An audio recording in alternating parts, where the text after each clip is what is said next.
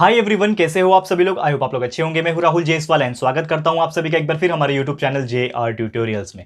Friends, आज again आपके सामने एक मोस्ट इंपॉर्टेंट सीईटी का वीडियो लेकर आ चुका हूं दोस्तों, जिसमें आज के दिन हम लोग पढ़ने वाले हैं। जो सब्जेक्ट होगा हमारा सीईटी सब्जेक्ट का, वो होगा दोस्तों साइंस पार्ट 1। 10th स्टैंडर्ड के लिए बात करें, 10th का साइंस का पार्ट 1 का चैप्टर नंबर 3, जिसका नाम है केमिकल रिएक्शंस एंड इक्वेशन।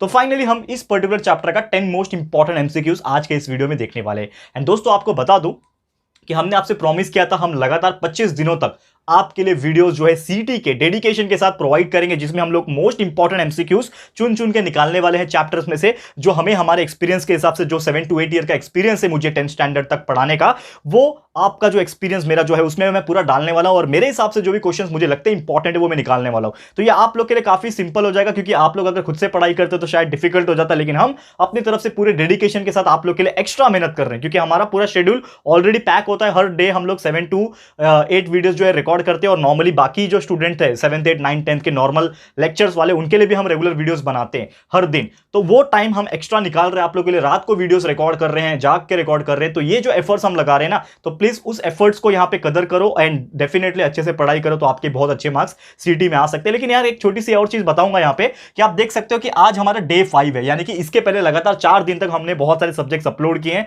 जिसमें साइंस के, मैथ्स के, दोनों साइंस दोनों मैथ्स, प्लस आपका हिस्ट्री ज्योग्राफी पॉलिटिकल साइंस, उसके वीडियोस ऑलरेडी हमने बना दिए हैं। और आप चेक कर सकते हो, प्लेलिस्ट भी हमने क्रिएट किया हुआ है अच्छे से, ताकि आपको ढूंढने में आसानी होगी। तो आप हमारे प्लेलिस्ट सेक्शन में जाओगे तो आपको वहां पे वीडियोस मिल जाएंगे अलग अलग सब्जेक्ट्स के, सीटी के मोस्ट इंपॉर्टेंट एमसीक्यूज के साथ।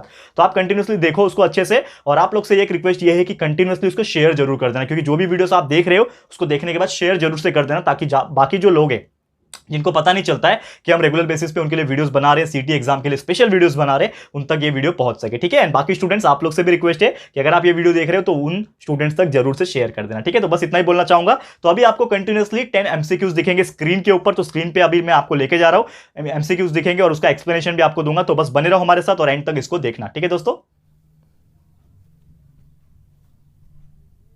तो फ्रेंड्स, हम आ चुके हैं हमारे स्क्रीन के ऊपर। एंड जैसा हमने आपसे बोला था कि हम जो है आपको 10 मोस्ट इंपॉर्टेंट एमसीक्यूज इस चैप्टर के अंदर से बताने वाले हैं।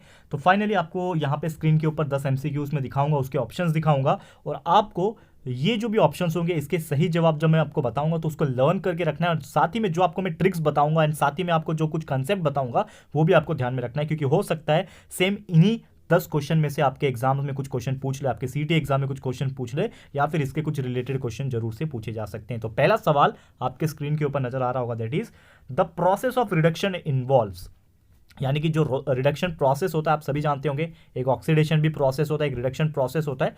तो जो रिडक्शन प्रोसेस होता है इसमें से क्या चीज होता है? तो पहला है एडिशन ऑफ ऑक्सीजन, दूसरा है रिमूवल ऑफ कार्बन, तीसरा है रिमूवल ऑफ हाइड्रोजन, एंड चौथा है एडिशन ऑफ हाइड्रोजन।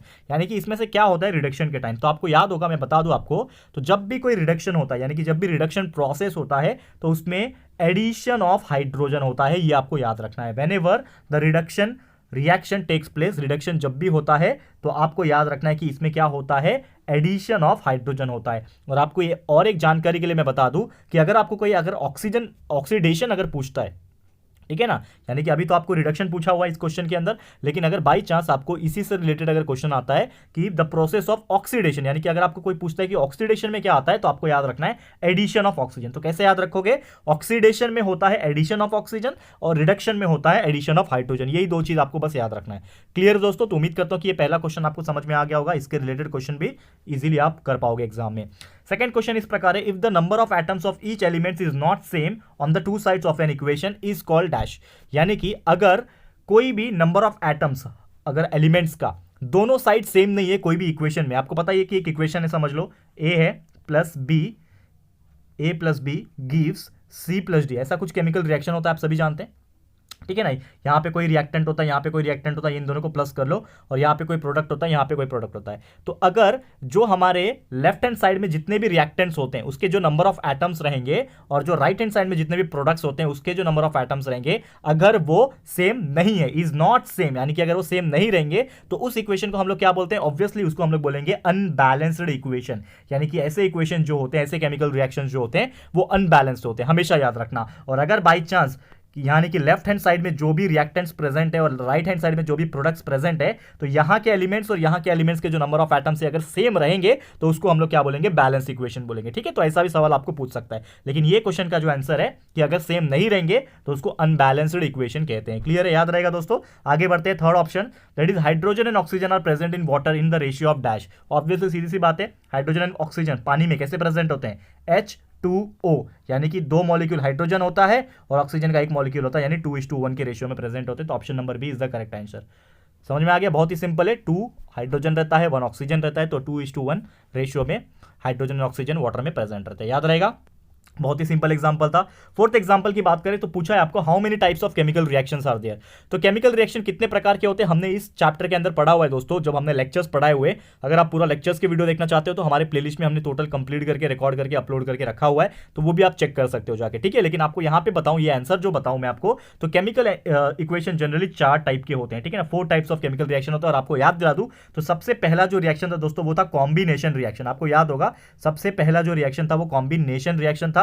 दूसरा टाइप का रिएक्शन को हमने बोला था डीकंपोजिशन रिएक्शन। ठीक है ना, डीकंपोजिशन रिएक्शन। तीसरा जो टाइप का रिएक्शन था वो था दोस्तों डिस्प्लेसमेंट रिएक्शन, और चौथा जो था वो था डबल डिस्प्लेसमेंट। तो ये टोटल 4 टाइप के केमिकल रिएक्शंस होते हैं जो कि हमने इस चैप्टर में पढ़े हैं और आपके सिलेबस में इंक्लूडेड है। तो आपको याद रखना है combination reaction, decomposition reaction, displacement reaction और डबल डिस्प्लेसमेंट रिएक्शन। ये 4 टाइप के रिएक्शंस होते हैं, केमिकल रिएक्शंस होते हैं। तो इसका आंसर हो जाएगा सिंपली 4।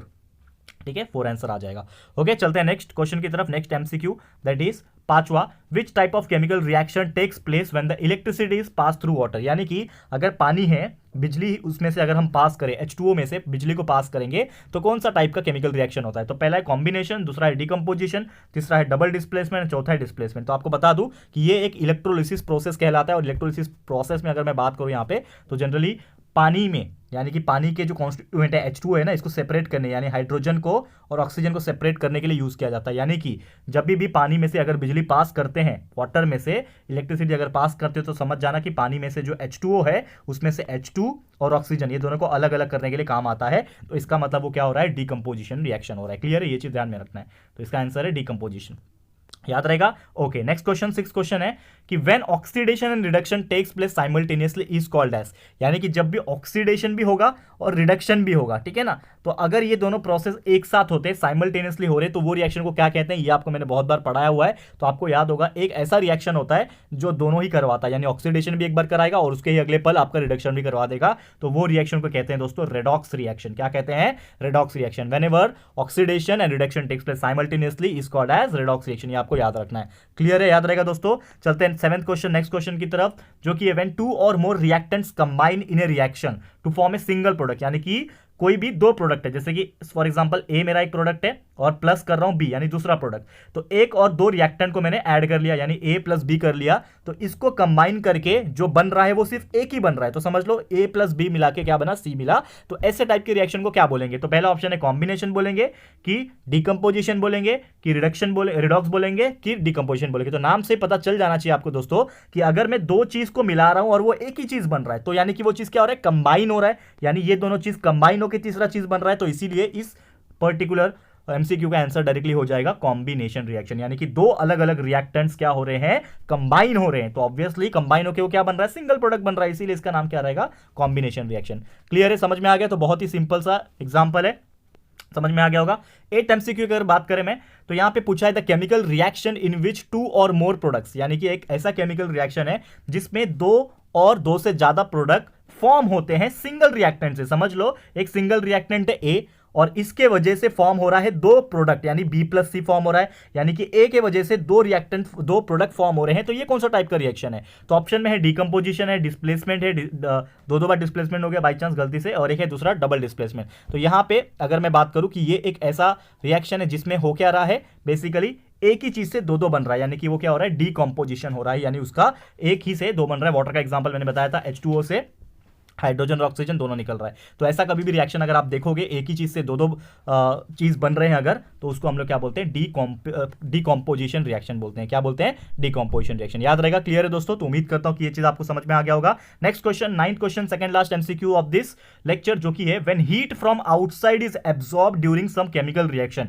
यानी कि एक केमिकल रिएक्शन हो रहा है और वही केमिकल रिएक्शन के दौरान हीट जो है बाहर से अंदर की तरफ क्या हो रहा है, एब्जॉर्ब हो रहा है, तो उसको कौन सा टाइप का प्रोसेस बोलेंगे या फिर रिएक्शन बोलेंगे। तो पहला है रेडॉक्स, ये तो आएगा ही नहीं। दूसरा है एंडोथर्मिक, तो आपको याद होगा एंडो का मतलब होता है अंदर आना, तो ऑब्वियसली यहां पे पूछा है कि फ्रॉम आउटसाइड, यानी कि बाहर से कोई चीज अंदर आ रही है। तो जब भी कोई हीट जब बाहर से अंदर की तरफ आता है दोस्तों, तो उसको हम लोग बोलते हैं एंडोथर्मिक प्रोसेस या फिर एंडोथर्मिक रिएक्शन। ये चीज हमेशा हमेशा के लिए याद रखना, क्या कि अगर कभी भी हीट कोई भी केमिकल रिएक्शन में बाहर से, आउटसाइड से इनसाइड आता है, बाहर से अंदर की तरफ आता है, तो उसको हमेशा हम लोग बोलते हैं एंडोथर्मिक रिएक्शन। और अगर बाई चांस आपको ऐसा भी क्वेश्चन अगर पूछे कि अगर हीट इनसाइड से बाहर जा रहा है, यानी इनसाइड से लेके आउटसाइड जा रहा है, अंदर से लेके बाहर जा रहा है केमिकल रिएक्शन में, तो उसको बोलेंगे एक्सोथर्मिक प्रोसेस। ये आपको याद रखना है। क्लियर याद रहेगा। तो इस पर्टिकुलर क्वेश्चन का जो आंसर है वो है एंडोथर्मिक, क्योंकि यहां पे आउटसाइड से एब्जॉर्ब हो रहा है, यानी बाहर से अंदर की तरफ आ रहा है। तो ये चीज आपको याद रखना है। It is called as the endothermic process या फिर endothermic reaction. Next and last question for today,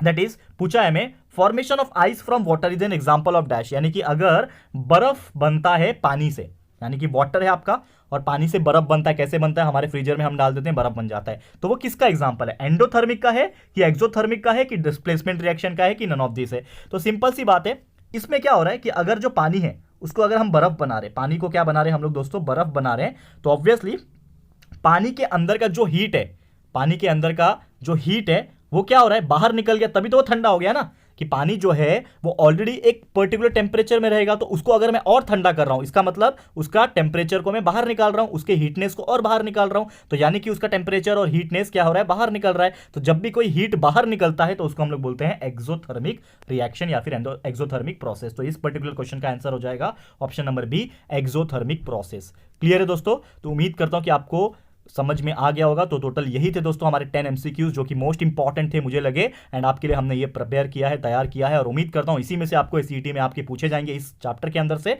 and हो सकता है इसके रिलेटेड ही बहुत सारे क्वेश्चंस आपको देखने मिले। ठीक है दोस्तों, तो बस आज के लिए बस हमारा लेक्चर इतना ही था, जिसमें हमने आपको चैप्टर नंबर 3 पूरा का पूरा एक्सप्लेन कर दिया एमसीक्यूज के फॉर्म में, जो मुझे लगता है 10 मोस्ट इंपॉर्टेंट एमसीक्यूज वो हमने बता दिया। तो बस आज का वीडियो इतना ही था, और आज के वीडियो के लिए हम यहाँ पे समाप्त करेंगे आज का वीडियो, एंड उम्मीद करता हूँ कि आपको बहुत अच्छे से समझ में आ गया होगा। ठीक है दोस्तों, तो आप लोग प्लीज हमें कमेंट करके बताइएगा कि आपको ये वीडियो कैसा लगा है, अपनी राय और सजेशन जरूर से कमेंट करना। वीडियो पसंद आया है तो प्लीज लाइक कर देना, एंड दोस्तों शेयर कर देना। जितने भी आपके फ्रेंड्स हैं दोस्तों, मैं बार बार बोलता हूँ जो सीईटी के एग्जाम देने वाले, तो उन तक ये वीडियो जरूर से पहुंचाए, क्योंकि हम डेली बेसिस पे वीडियो बना रहे दोस्तों। आज हमारा 5वां दिन है, डे 5 आ गया दोस्तों। हम लगातार वीडियोस बना रहे, लेकिन वीडियोस हमारे रीच नहीं हो रहे। तो आप लोग से ये रिक्वेस्ट है कि जो भी बच्चा सीईटी का एग्जाम देने वाला है, 21 तारीख को ही उनका एग्जाम है, बहुत कम दिन बचा हुआ है, तो ये वीडियोस उन तक जरूर से पहुंचाओ, क्योंकि 10 से 12-15 मिनट के अंदर ही उनको मोस्ट इंपॉर्टेंट क्वेश्चन हर चैप्टर में से मिल जाएंगे। ठीक है दोस्तों, तो प्लीज शेयर कर देना, एंड साथ ही में अगर आपने अभी तक इस चैनल को सब्सक्राइब नहीं किया तो फटाफट चैनल को सब्सक्राइब कर देना। साथ में एक बेल आइकन होता है, उसको प्रेस कर देना, ताकि फ्यूचर में हम कोई भी वीडियोस को अपलोड करेंगे तो आप लोगों को नोटिफिकेशन मिलती रहेगी। ठीक है फ्रेंड्स, तो मिलते हैं हमारे अगले वीडियो में। ये वीडियो देखने के लिए thank you and good bye.